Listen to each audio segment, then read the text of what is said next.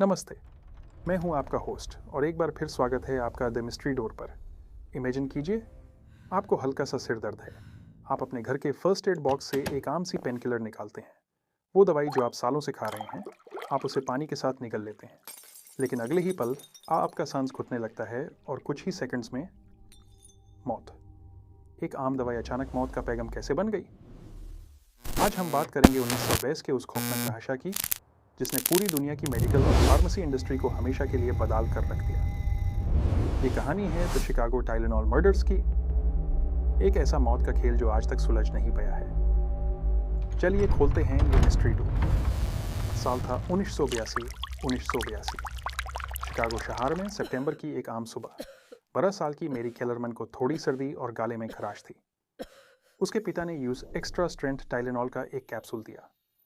Tylenol उस वक्त America का सबसे भरोसेमंद पेन किलर था, लेकिन गोली खाने के कुछ ही देर बाद मेरी ज़मीन पर गिर गई और उसकी मौत हो गई।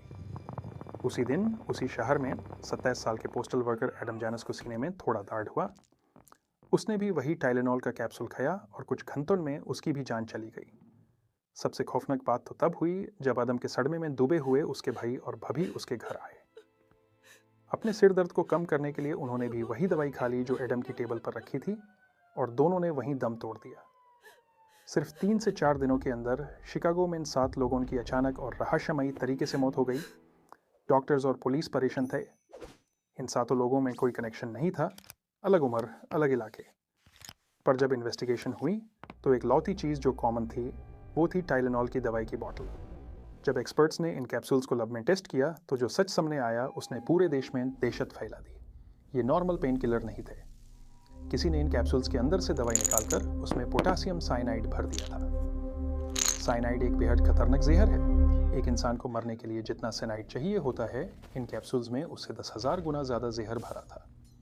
गोली खाते ही मौत तय थी। लेकिन सबसे बड़ा सवाल ये था कि फैक्ट्री से निकलने के बाद ये जहर दवाई में आया कैसे? पुलिस की इन्वेस्टिगेशन में पता चला कि ये फैक्ट्री की गलती नहीं थी। किसी सीरियल पॉइजनर, पागल कातिल ने मेडिकल स्टोर्स और फार्मेसीज में जाकर दवाई की बॉटल्स खरीदी, उनमें चुपचाप जहर भरा और उन्हें वापस दुकान के शेल्व्स पर रख दिया। ये एक अंधा मौत का खेल था, जैसे रशियन रूलेट। जो भी वो बॉटल खरीदता उसकी जान चली जाती। इस घटना के बाद पूरे देश में पैनिक मच गया। पुलिस की गाड़ियां गलियों में लाउडस्पीकर पर अनाउंस करने लगी कि कोई भी टाइलेनॉल न खाए। दवाई बनाने वाली कंपनी जॉनसन एंड जॉनसन के सामने एक बहुत बड़ा संकट था। उन्होंने तुरंत मार्केट से 31 मिलियन, लगभग 3 करोड़ बॉटल्स वापस मंगवा ली, जिसमें उन्हें करोड़ों डॉलर का नुकसान हुआ।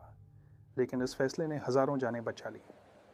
जब इन बोतल्स की चीकिंग हुई तो उनमें से और भी कई साइनाइड भरे कैप्सूल्स मिले। पुलिस, FBI और डिटेक्टिव्स ने दिन रात एक कर दिया। एक जेम्स लुइस नाम के आदमी को पकड़ा गया, जिसने कंपनी को धमकी भरी चिट्ठी लिखी थी कि अगर यूज $1 मिलियन नहीं मिले तो वो और जहर मिलाएगा। यूज जेल तो हुई, लेकिन कभी ये साबित नहीं हो पाया कि असलियत में मेडिकल स्टोर में जाकर दवाई किसने बदली थी। वो मैड पॉइजनर आज तक नहीं पकड़ा गया। वो कातिल आज भी हमारे ही बीच कहीं आज़ाद घूम रहा है।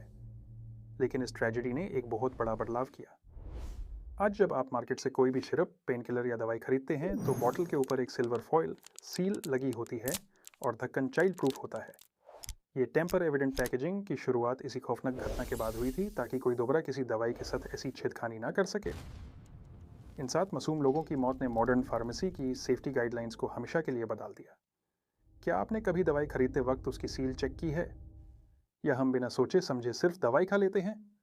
कमेंट में बताएं। ऐसे ही अनसुने और रहस्यमयी इतिहास के पन्नों के लिए दी मिस्ट्री डोर को सब्सक्राइब करें। मिलते हैं अगले दरवाजे के पीछे।